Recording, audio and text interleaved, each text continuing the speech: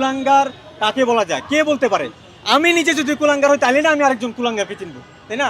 কুকুর কুকুরকে চিনে।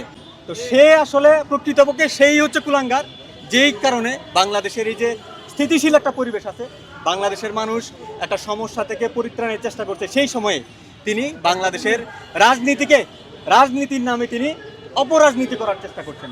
বাংলাদেশে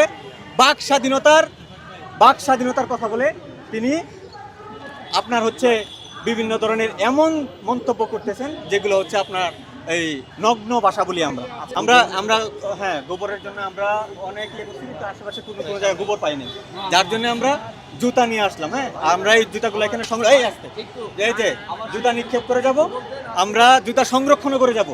বাংলাদেশের জনগণ স্বাধীনতার পরবর্তী সময়ে যারা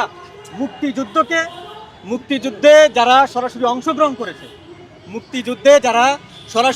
অংশগ্রহণ করে এই বাংলাদেশের নাম পৃথিবীর খাতায় লিখেছে, তাদেরকে যারা অপমান করবে, তাদেরকে যারা অপদস্থ করবে, বাংলাদেশের রাজনীতিতে যারা বায়ুজ্যেষ্ঠ, যারা বাংলাদেশের রাজনীতিতে দীর্ঘদিন যাবৎ অক্লান্ত পরিশ্রম করে আসছে বাংলাদেশের মানুষকে স্বস্তি দেওয়ার জন্যে, তাদেরকে যারা অপমান অপদস্থ করবে, আমাদের এই বাংলাদেশের সুনাগরিক হিসেবে আমরা যারা সচেতন আছি তাদের কণ্ঠ বলিষ্ঠ আকারে সর্বদা থাকবে এবং আমরা এর প্রতিবাদ সর্বদাই করে যাব।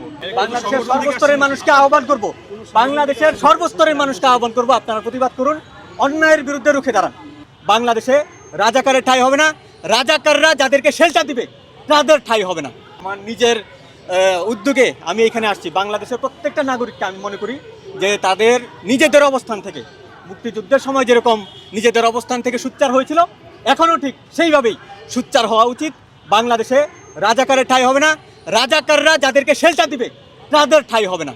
এই যে একটা মানে হচ্ছে অকারেন্সের সময় আপনি বলেছেন যে সিনিয়র সিটিজেনশিপদেরকে নিয়ে যে ধরনের কুরুচিপূর্ণ মন্তব্য করেছে, আমি বলতে চাই যে বাংলাদেশের স্বরাষ্ট্র মন্ত্রণালয়ের উদ্দেশ্যে আমার বার্তা থাকবে, বাংলাদেশের স্বরাষ্ট্র মন্ত্রণালয়ের উদ্দেশ্যে আমার স্পষ্ট বার্তা থাকবে, যদি বিরোধী দলকে আপনারা মনে করেন যে তারা আমাদের বিরোধী দল, তাদেরকে আমরা একটু ছাড় দেই, হ্যাঁ, এই ছাড়ের খাতিরে আপনারা যদি মনে করেন যে তাদের জন্য মব কালচারটা আপনার হচ্ছে জায়েজ হয়ে যায়, আপনারা জায়েজ করে দেন যে তারা মব কালচার করতে পারবে, তাহলে আমরা বলছি জনসাধারণ, আমরা সাধারণ নাগরিক, আমরা সচেতন নাগরিক বলছি, তাদের জন্য যদি মব কালচার জায়েজ হয় তাহলে সাধারণ জনগণের জন্য মব কালচার আপনারা জায়েজ করে দেন, আমরা ব্যবস্থা নিব তাদের বিরুদ্ধে।